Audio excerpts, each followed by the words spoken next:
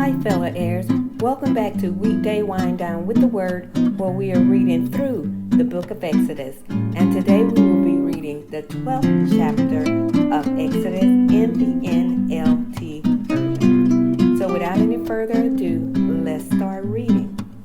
The first Passover. While the Israelites were still in the land of Egypt, the Lord gave the following instructions to Moses and Aaron. From now on, this month will be the first month of the year for you. Announce to the whole community of Israel that on the 10th day of this month, each family must choose a lamb or a young goat for a sacrifice, one animal for each household. If a family is too small to eat a whole animal, let them share with another family in the neighborhood. Divide the animals according to the size of each family and how much they can eat. The animal you select must be 1 year old male, either a sheep or a goat with no defects. Take special care of this chosen animal until the evening of the 14th day of the first month. Then the whole assembly of the community of Israel must slaughter their lamb or young goat at twilight. They are to take some of the blood and smear it on the side and top of the door frames of the houses where they eat the animal.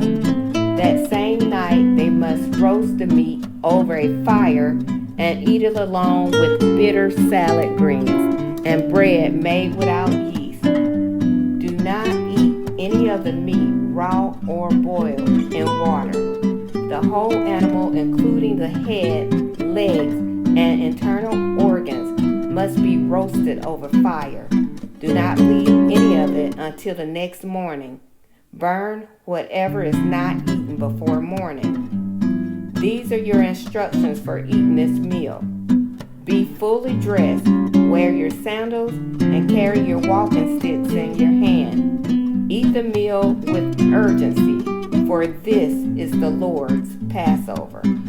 On that night I will pass through the land of Egypt and strike down every firstborn son and firstborn male animal in the land of Egypt. I will execute judgment against all the gods of Egypt, for I am the Lord. But the blood on your doorposts will serve as a sign, marking the houses where you are staying. When I see the blood, I will pass over you. This plague of death will not touch you when I strike the land of Egypt. This is the day to remember. Each year, from generation to generation, you must celebrate it as a special festival to the Lord. This is the law for all time. For 7 days, the bread you eat must be made without yeast. On the first day of the festival, remove every trace of yeast from your homes.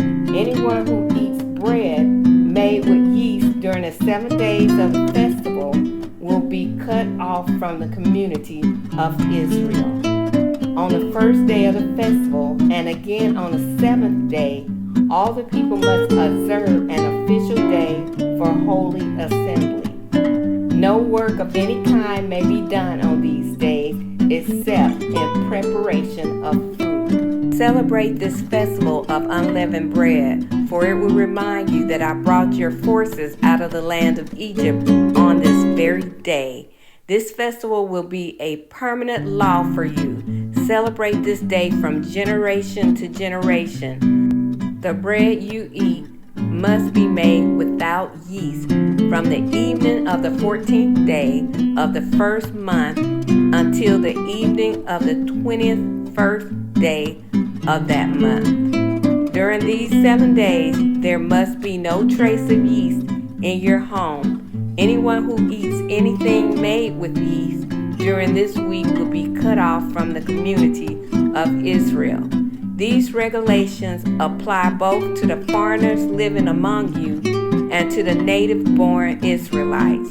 During those days, you must not eat anything made with yeast.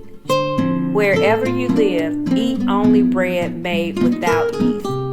Then Moses called all the elders of Israel together and said to them, "Go, pick out a lamb or young goat for each of your families and slaughter the Passover animal.